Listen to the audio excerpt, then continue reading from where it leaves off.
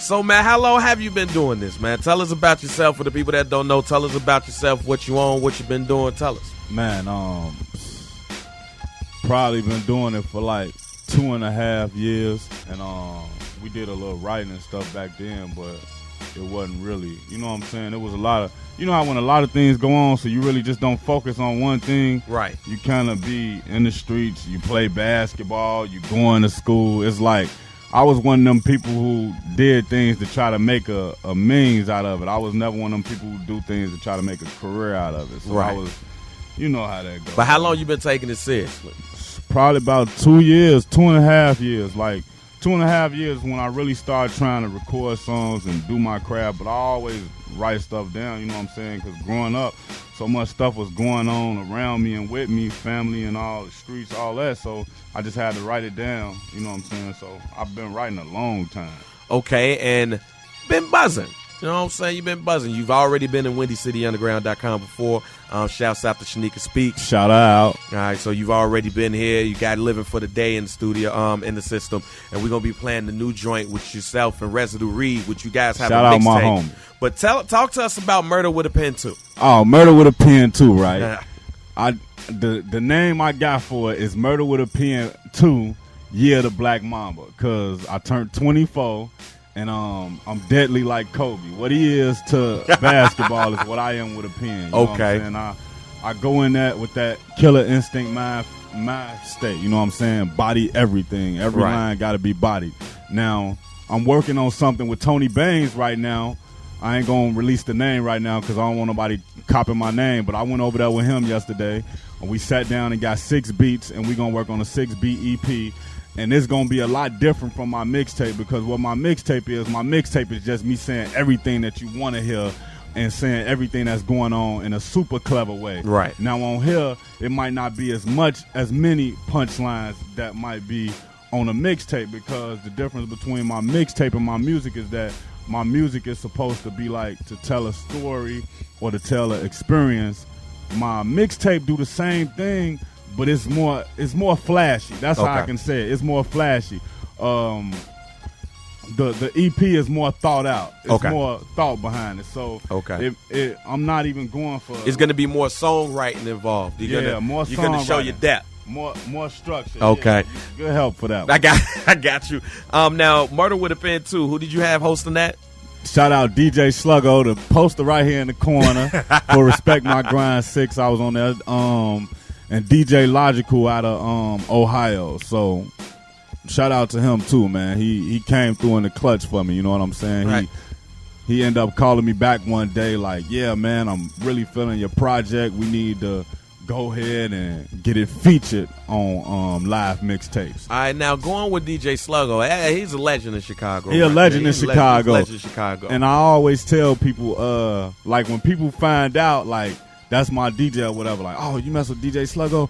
Man, I remember he had the green tapes. Yeah. I don't remember the name of it, but I remember he had the red tapes, the blue tapes. You know what I'm saying? So, like, everywhere I go, people know who he is. You know what I'm saying? And between that, you know what I'm saying, I always promo him. And no matter where I go in my career or what DJs I mess with, I'm going to always show love and homage to him because before any DJ was trying to pick up on me, he was the one to roll with me.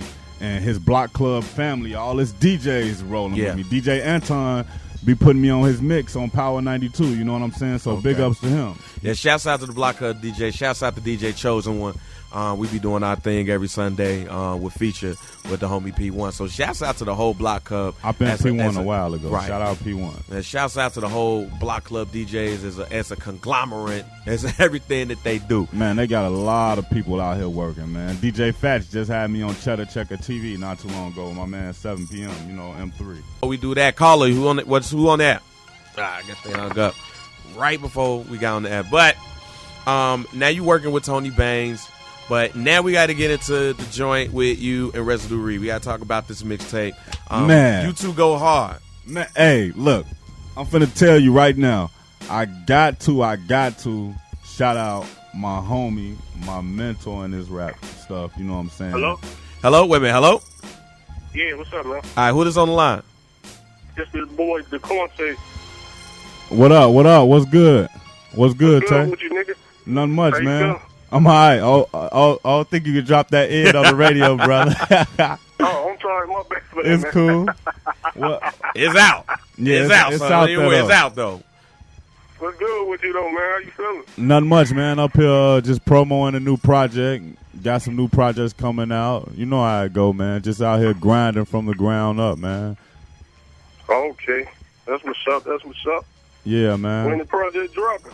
Man, so That's what we was about to talk about. Go right ahead. Yeah, we actually about to talk about that. But anyway, now this is so crazy. Hopefully it drop in June, early June, mid-June, late June. But Residue Reed, he got 2 verses to finish. He going to finish his 2 verses tonight, and the mixtape will be done. This is probably one of my favorite projects ever. And I say that from the standpoint as a joint project, because a lot of times you hear people who do projects together, and like, let's just say what he talks about, instead of me getting on the track and be me, I get on the track and try to be Reed.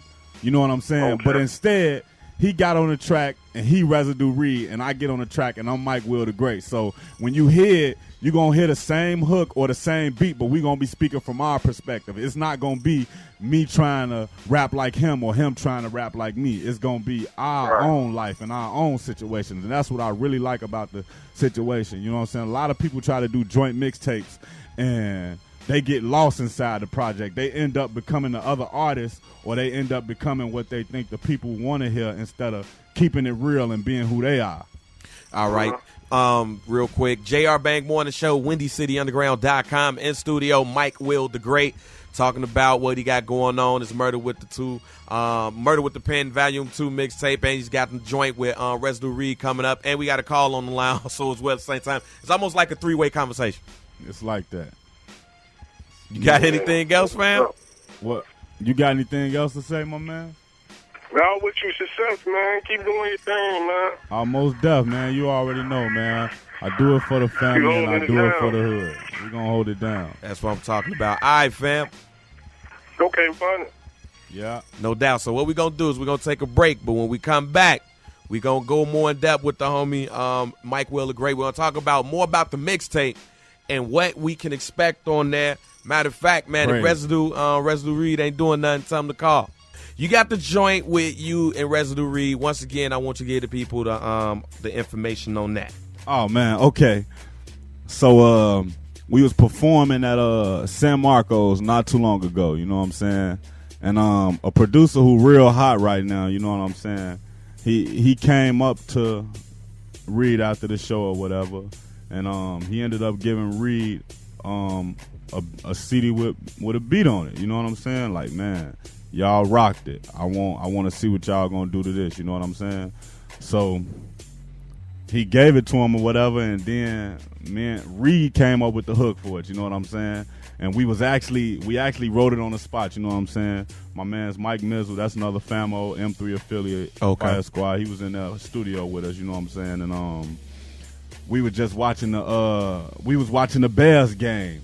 And then Reed was just sitting there like, I got a hook for this. I got a hook for this now. Hey, Scott, put that beat on. So when he put it on, he came up with the hook.